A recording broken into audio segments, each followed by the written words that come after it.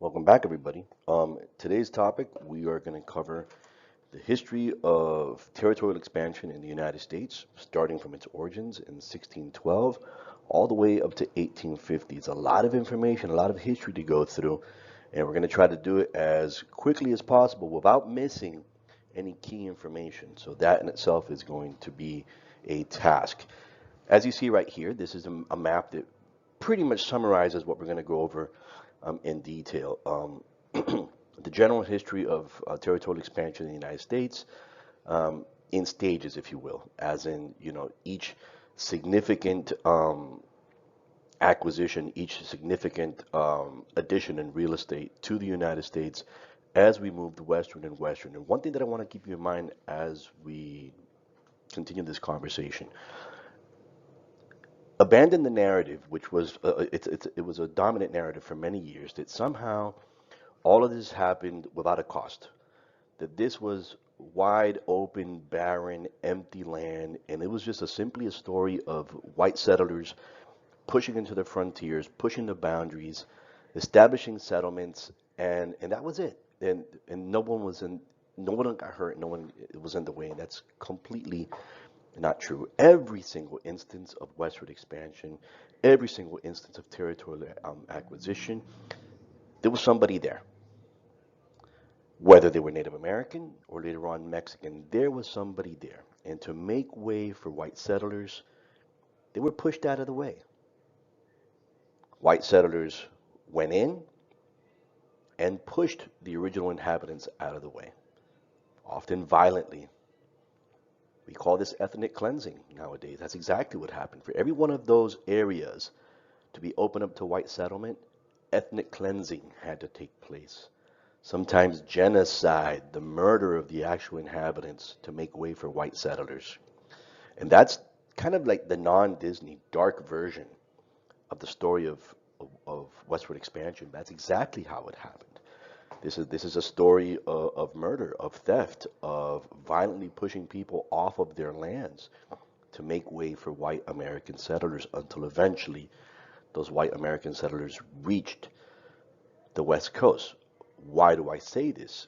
For you to keep in mind that there is a cost to this. There was a human cost, perhaps even in the millions, but there was definitely a human cost that made this possible. So let's start. Starts at the very beginning, 1612. Jamestown becomes the first successful English settlement in North America. It's established along the coast of Virginia. Before you know it, 1620s, the Pilgrims come and establish themselves in New England. By 1756, you already have a collection of English settlements up and down the Atlantic seaboard from New England all the way as far south as Georgia, and pretty much reaching west up to the Appalachian Mountains. West of the Appalachian Mountains was the territorial claims of France. So New France had their territorial claims there, and then Florida, as you can see, Florida and Mexico, which today Mexico used to belong to the Spanish Empire or the Viceroyalty of New Spain. So that was the arrangement of North America throughout the 1600s. Now, as you can see, that border between, British America and French America is not going to stay uncontested. And that's what brings us to the French and Indian War between 1754 and 1763, itself the North American extension of the 7 Years' War. Namely, tension was going to build up, particularly in the area of what's today Ohio, between the French and the British over who gets to stay and build colonies and who has to leave. And before long, a war erupts. The French are winning in the beginning. The British eventually, by spending a lot of money, are able to turn the tables and win this war.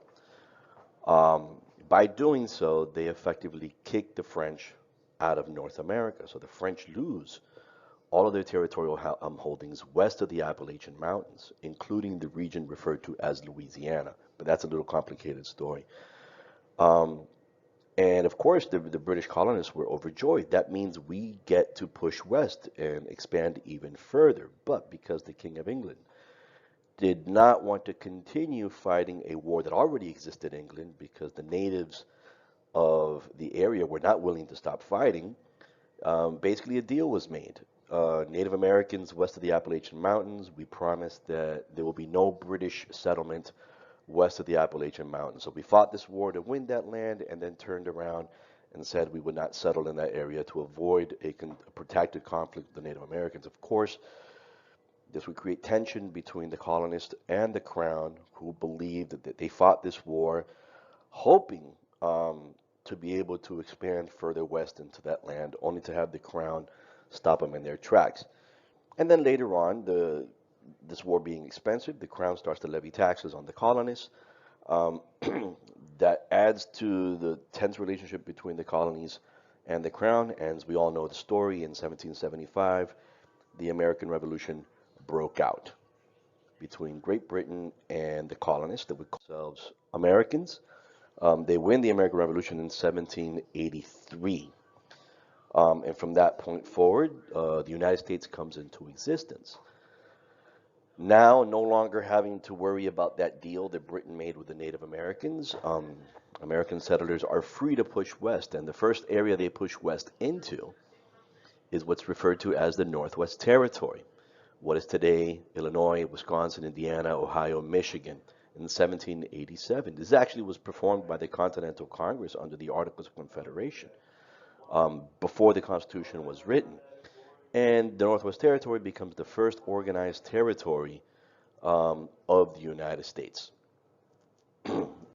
So let's take a a sidebar, if you will, and let's talk about territories and states. How do territories come into existence, and how do territories become states? Because we're going to be talking a lot about this in the whole story of expansion. First, you have to start as a territory. The Constitution gives Congress the ability, under the Property Clause, which is in Article 4, Section 3, Clause 2, to basically declare territories, for lack of a better word. What Congress does is it passes an organic act, and this organic act gives Congress the ability to declare a piece of new real estate, either an unorganized, unincorporated territory, meaning there is no territorial government in that territory. Federal law applies, but only partially, and of course, no constitutional rights, and it's not quite part of the United States, only partially so, or it could declare that area an organized and incorporated territory, and therefore there would be an established territorial government. The Constitution would apply, but that territory would not have the benefits of statehood.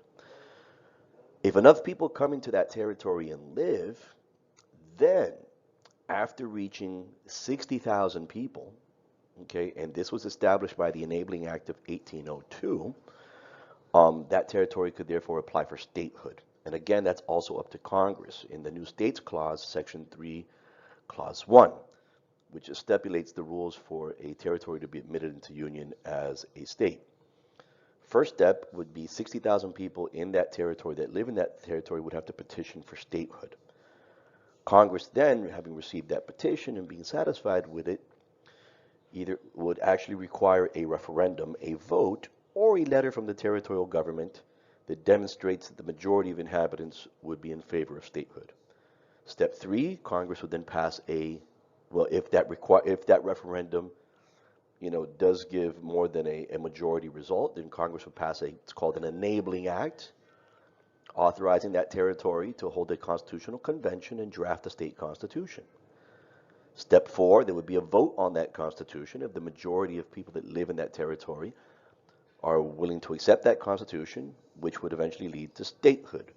If the majority of them vote in favor of that constitution, then Congress passes a joint resolution of both the House and the Senate.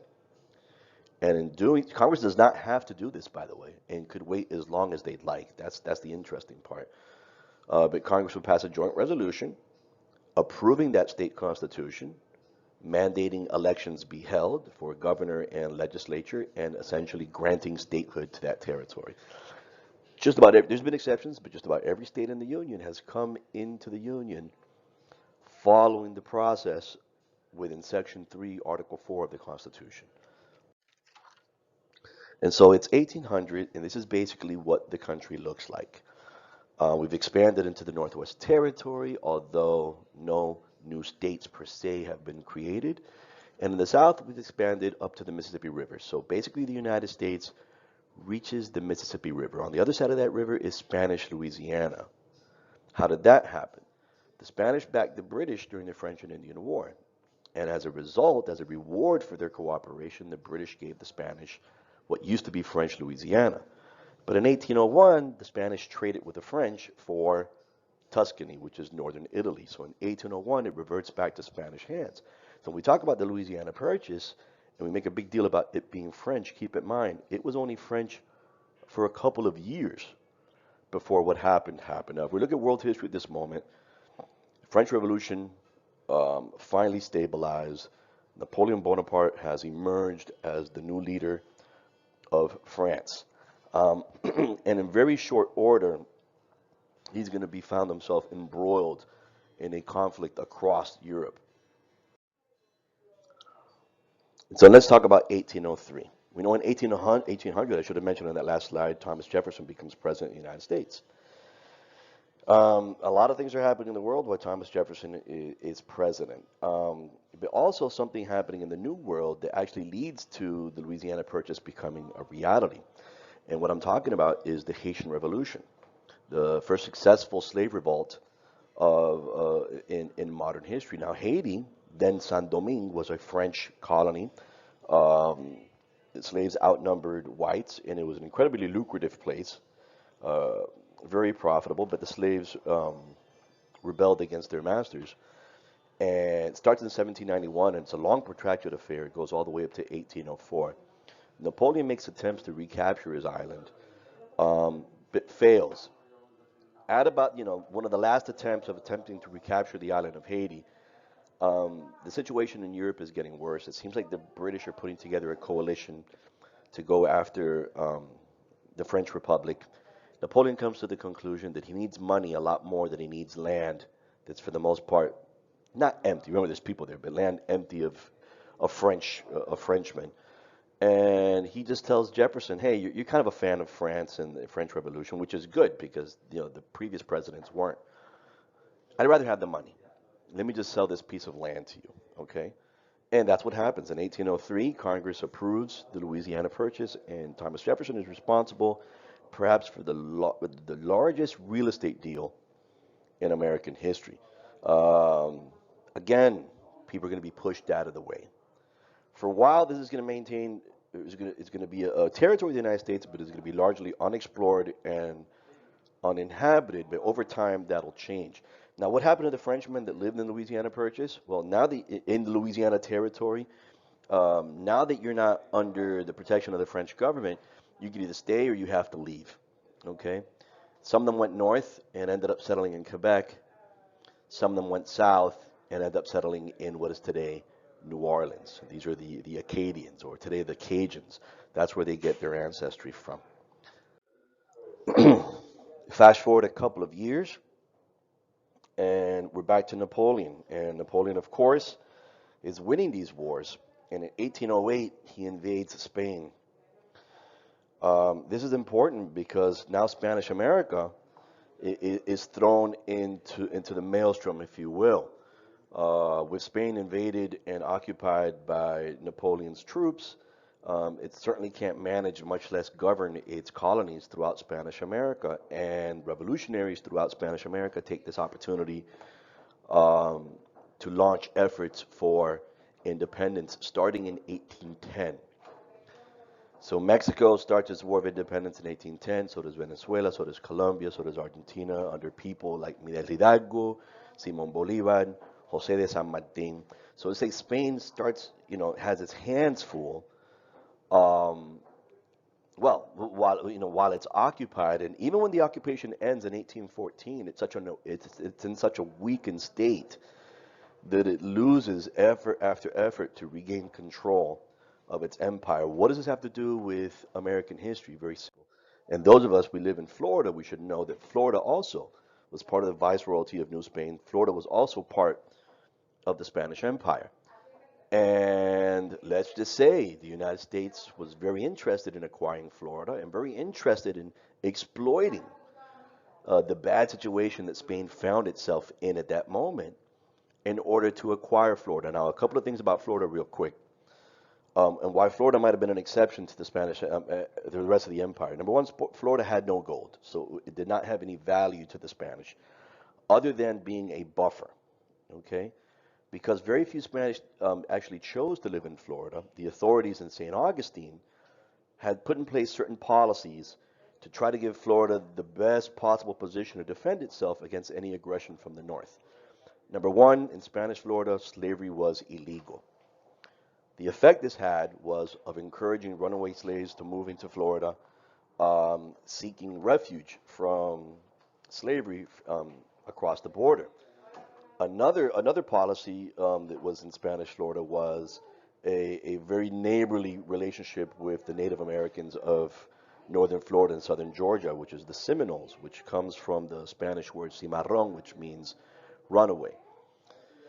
What does this create? A situation in which, there were complaints coming from Georgia and Alabama that slaves were running away to Florida, and they were being encouraged to by the policies in Spanish Florida. Not only that, but the Seminole were launching raids into Georgia and Alabama and then running back into Florida for protection.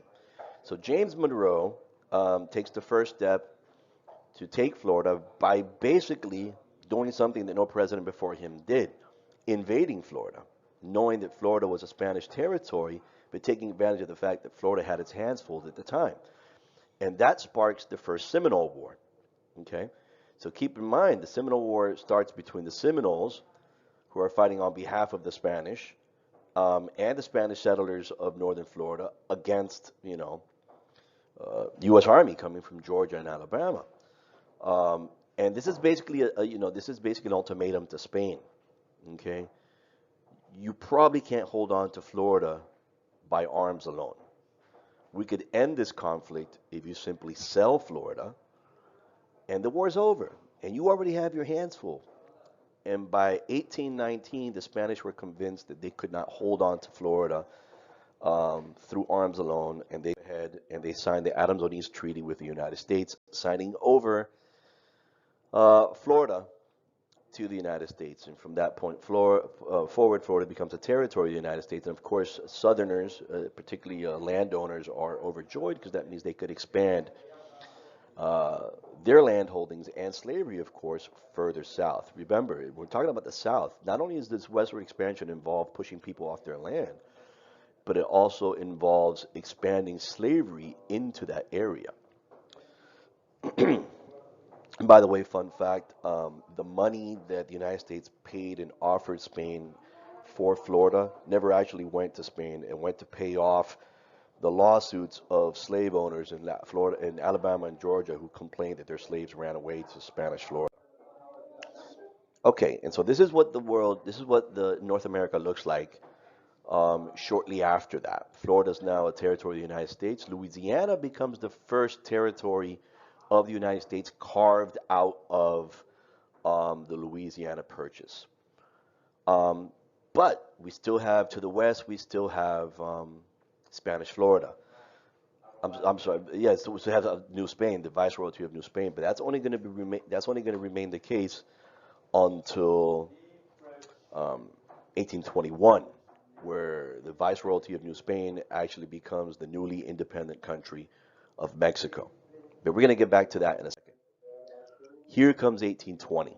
Okay, very important year, very pivotal year. We're probably going to reflect on this a little bit more. What's pivotal and important about 1820? Missouri becomes the first state, okay? I'm sorry, Missouri becomes the second state out of the Louisiana Purchase that wants to form as a new state of the United States. At the time, I believe we have 23 states, okay? 23 states. 12 of these states are southern states and therefore practice slavery, and 11 of these states are northern states and do not practice slavery. Missouri wants to come in as a slave state, and for the first time ever, a state's entry is opposed by the North, because precisely Missouri wants to come in as a slave state, and that would outnumber the northern states in Congress. Remember, Congress is set up in a particular way. You have the House of Representatives that's based on population. You have the Senate that is 2 per state. Okay. Now, if you have, let's say, 22 senators from slave states, okay, and 20 senators from free states, well, the free state senators are outnumbered by the by the slave state senators, and that gives the South a great position in the Senate to to try to protect slavery by law. So eventually they make a deal, like they always do. Again, once upon a time, once again, we had the opportunity to discuss the future of slavery, maybe even put an end to it, but there was no political will to do so. Instead, they made a deal. They said, okay, we're going to let Missouri come in. We're going to let Missouri come in as the next state of the United States as a slave state, but we're going to counter Missouri's entry by taking land away from Massachusetts and creating the new state of Maine. Okay? And so the Compromise of 1820 does that. Maine's going to come in as a free state, allowing for Missouri to come in as a slave state. And that's going to be the new pattern. Slave for free, slave for free, slave for free. And one extra detail. As for the future of slavery, we're going to take Missouri's southern border and we're going to draw a line all the way up to the Mexican border, because now Mexico is a country. Anything north of that line automatically is going to be a free state. Anything south of that line automatically is going to be a slave state. Okay? But look very carefully at Arkansas Territory. It's not really green, not really big. It doesn't give much opportunity for growth. And so, namely, frankly, the Southerners are going to be very upset about this, but they're going to take the deal anyway to move forward. And on August 21st, on August of 1821, Missouri becomes the 24th state in the Union, with Maine having come in before Missouri as the 23rd state. Which brings us to, in 1836, Arkansas is going to come in, okay, in exchange for Michigan in 1837. And with Missouri coming in, now it establishes more firmly something that had already been on paper since 1763, the famous Mason-Dixon line, that famous divide between slave states and free states. And it's basically going to run the course of the northern border of Missouri, all along the Ohio River, up to the southern border of Pennsylvania, cutting south along the western border of Delaware. That's the line that basically becomes the informal line dividing the country between slave states to the north of the Mason-Dixon line. I'm sorry, slave states to the south of the Mason-Dixon line and free states to the north of the Mason-Dixon line. It's pretty much along the Ohio River. And so that's the pattern that they fall into as far as statehood is concerned. Like I said, 25th state Arkansas, a slave state in 1836, formed out of the Louisiana Purchase. State 26, Michigan, formed out of the Northwest Territory in 1837. And then, here's something we already talked about. This is important. Even though it's a neighbor, it does affect American history. 1820, Mexico gains its independence. It's no longer the viceroyalty of New Spain. It becomes actually the Mexican Empire. They have a brief monarchy for a couple of years until the monarchy is overthrown, replaced with a republic in 1823 with a constitution. So they set up the United States of Mexico. That is the formal name, with a president, with a Congress, with a federal government, with a constitution. And in their constitution, this is deliberately pointed at the United States, the abolition of slavery. There is to be no slavery in the Republic of Mexico. But you see all that territory there in northern Mexico, Alta California, Nuevo Mexico, Texas, that was barely populated. That whole area of El Norte was barely populated by Mexico. And because of that, the settlements that did exist there were on constant danger of constant attack of Native Americans from the area, particularly Comanches and Apaches. So the Mexican government concocted a plan of how to better protect Mexicans living in that area. Let's invite people over to immigrate to those areas. And the people that they looked at were Americans. And this was the deal. Hey, Americans, we need to populate that area so we can better protect it against hostile Native Americans. Why don't you come over?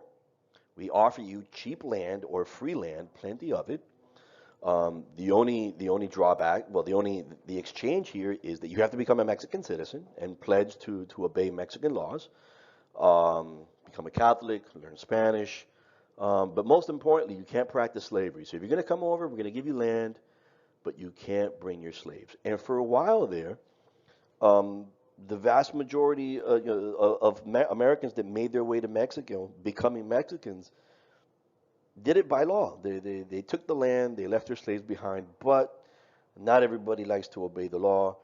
And of course, eventually you get Americans crossing the border, homesteading, just homesteading on pieces of land without letting the Mexican government know, and bringing their slaves.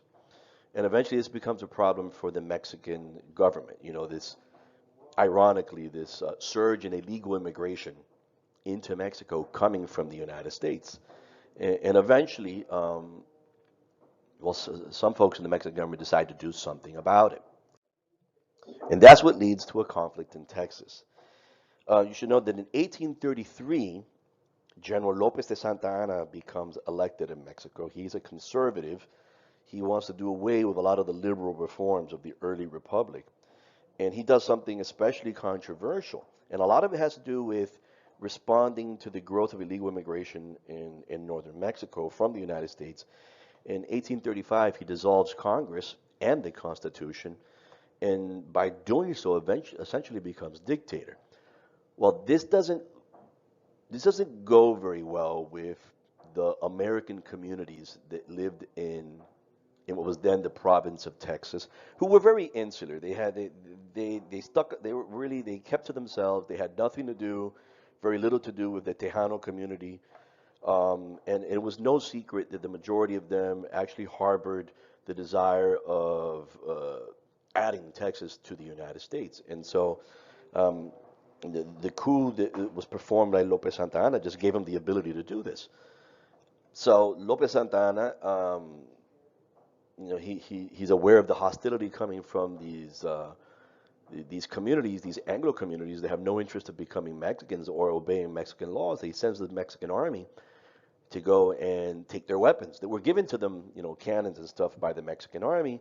And of course, the Texans revolt and they form their own army led by Sam Houston, and they go to war against the Mexican army, and it's a very short affair. And basically, the Texans quite easily outmaneuver what should have been a superior force. At the Battle of San Jacinto in 1836, they corner Santa Ana and force him to sign the Treaty of San Jacinto, basically handing over the province of Texas to the Texans. Okay, so he basically hands over that province in exchange for his life to the Texans. Now, the details of that, what he signed are kind of fuzzy and are going to lead to problems later on.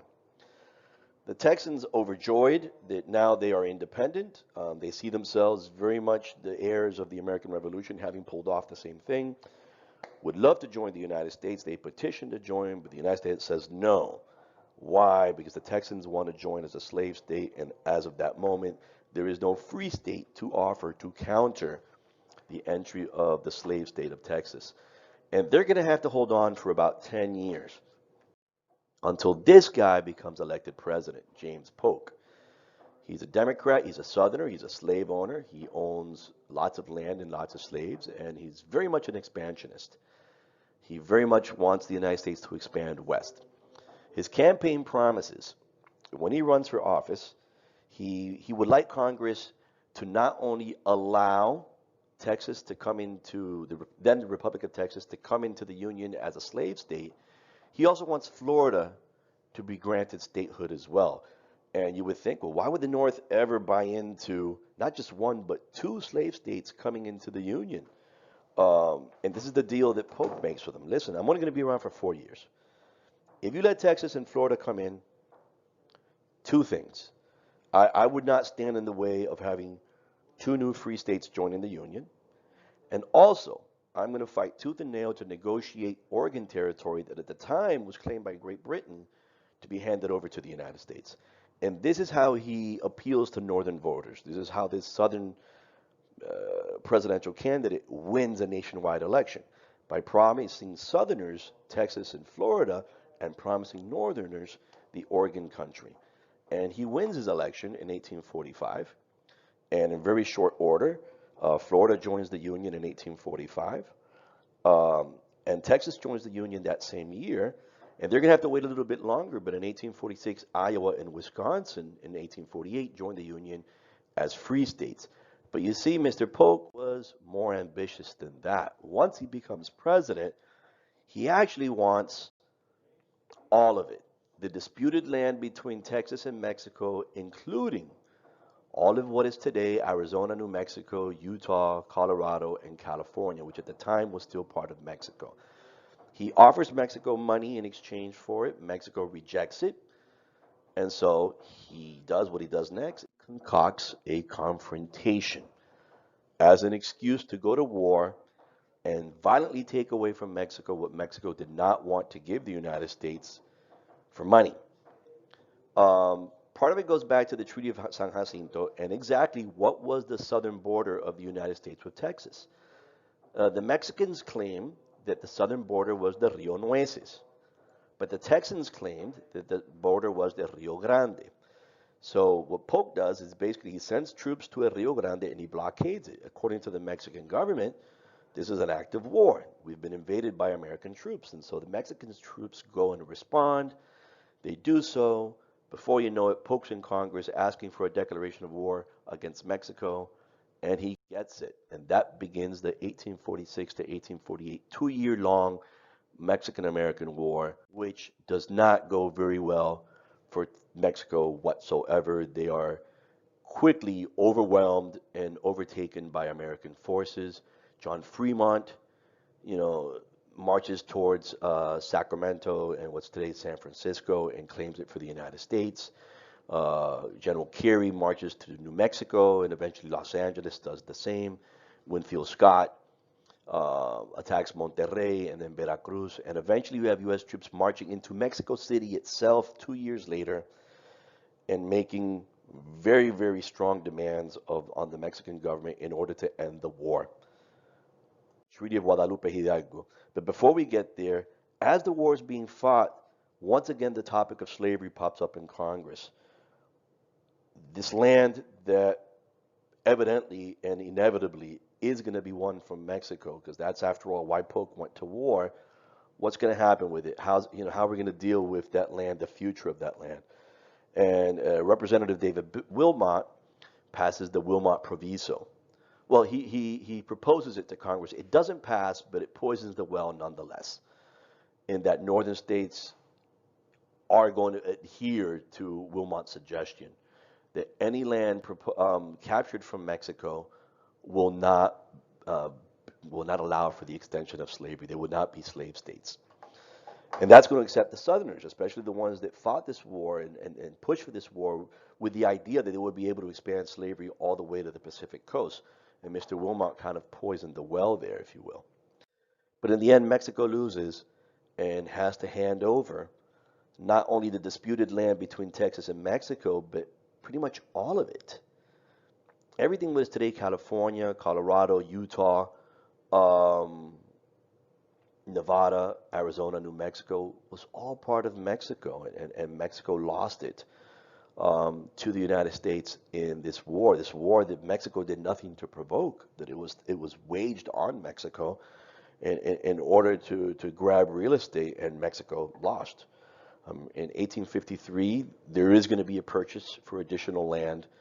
Some mountains that were in the way had something to do with it, and aspirations to perhaps build a train. But now, Mr. Polk did it. Mr. Polk did it. Mr. Polk matches Jefferson. He was able to territorially expand the United States to the Pacific Ocean. Remember, there's people in there.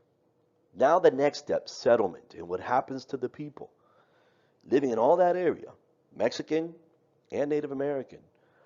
Once the settlers from the United States arrived, what is going to be their fate? What's going to be their future? And then here comes 1850, and we're going to try to wrap it up as quickly as we can. It's only 2 years. Only 2 years since the end of that war, and already the first state out of the Mexican cession, the land that Mexico lost, wants to apply for statehood. That's pretty fast. That's pretty fast that they were able to get 60,000 people in there so soon to apply for statehood in such a short order. And there's a good reason for that. How did 60,000 people minimum, you know, how did so many people end up in California only 2 years after she was taken from the Mexicans? Easy. Somebody discovered gold. In 1848, gold was discovered. It started a rush of people, the gold rush to California. And because of that rush of people, mostly young men, but a lot of immigrants from China, by the way, you get enough people that are able to apply to statehood by 1850. But this time, it's the South that's trying to block the entry of California into the Union as a free state. And this gives us the infamous Compromise of 1850. Political superstars are basically going to make their page in history here. It's going to be Henry Clay for the Whigs and Daniel Webster, and for the Democrats, it's going to be John C. Calhoun and Stephen Douglas. And we're going to discuss this in greater length in class, but essentially, after the smoke clears, California is allowed to come into the Union as a free state, with the understanding, since the South had nothing to offer to counter California's entry, Utah Territory and New Mexico Territory on paper may allow for slavery. Before you even get there, you got to populate these places sufficiently so they could even qualify for statehood. And you're talking about desert, so that's not going to happen anytime soon. So California is allowed to come in as a free state. In exchange, they give the South a strong piece of legislation called the Fugitive Slave Act. That's what the South asked for in return. They understand that they lost the tie in the Senate, they lost the House. The only thing that they could look forward to protect and preserve the preservation of slavery is a federal law that allows the South to bring back runaway slaves into slavery. And we will go into further detail in class.